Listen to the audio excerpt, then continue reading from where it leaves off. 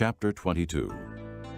If a man steals an ox or a sheep and slaughters it or sells it, he must pay back 5 head of cattle for the ox and 4 sheep for the sheep.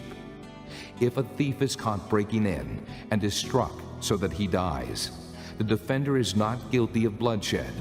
But if it happens after sunrise, he is guilty of bloodshed. A thief must certainly make restitution, but if he has nothing, he must be sold to pay for his theft. If the stolen animal is found alive in his possession, whether ox or donkey or sheep, he must pay back double. If a man grazes his livestock in a field or vineyard and lets them stray, and they graze in another man's field, he must make restitution from the best of his own field or vineyard. If a fire breaks out and spreads into thorn bushes, so that it burns shocks of grain or standing grain or the whole field, the one who started the fire must make restitution. If a man gives his neighbor silver or goods for safekeeping, and they are stolen from the neighbor's house, the thief, if he is caught, must pay back double. But if the thief is not found, the owner of the house must appear before the judges to determine whether he has laid his hands on the other man's property. In all cases of illegal possession of an ox, a donkey, a sheep, a garment, or any other lost property about which somebody says, "This is mine," both parties are to bring their cases before the judges. The one whom the judges declare guilty must pay back double to his neighbor. If a man gives a donkey, an ox, a sheep, or any other animal to his neighbor for safekeeping, and it dies, or is injured, or is taken away while no one is looking, the issue between them will be settled by the taking of an oath before the Lord that the neighbor did not lay hands on the other person's property. The owner is to accept this, and no restitution is required. But if the animal was stolen from the neighbor, he must make restitution to the owner.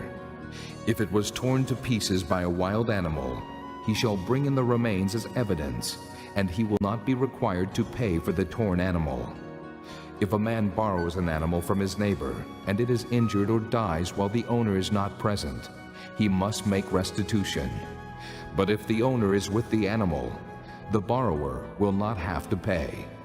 If the animal was hired, the money paid for the hire covers the loss. If a man seduces a virgin who is not pledged to be married and sleeps with her, he must pay the bride price, and she shall be his wife. If her father absolutely refuses to give her to him, he must still pay the bride price for virgins. Do not allow a sorceress to live. Anyone who has sexual relations with an animal must be put to death. Whoever sacrifices to any god other than the Lord must be destroyed.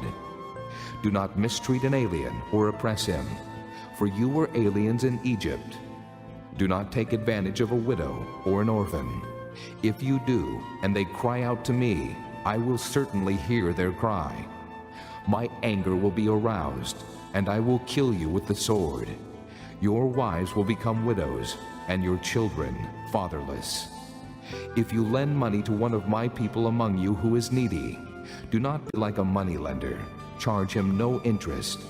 If you take your neighbor's cloak as a pledge, return it to him by sunset, because his cloak is the only covering he has for his body. What else will he sleep in? When he cries out to me, I will hear, for I am compassionate. Do not blaspheme God or curse the ruler of your people. Do not hold back offerings from your granaries or your vats. You must give me the firstborn of your sons. Do the same with your cattle and your sheep. Let them stay with their mothers for 7 days, but give them to me on the 8th day.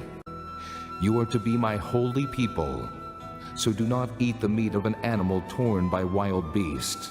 Throw it to the dogs.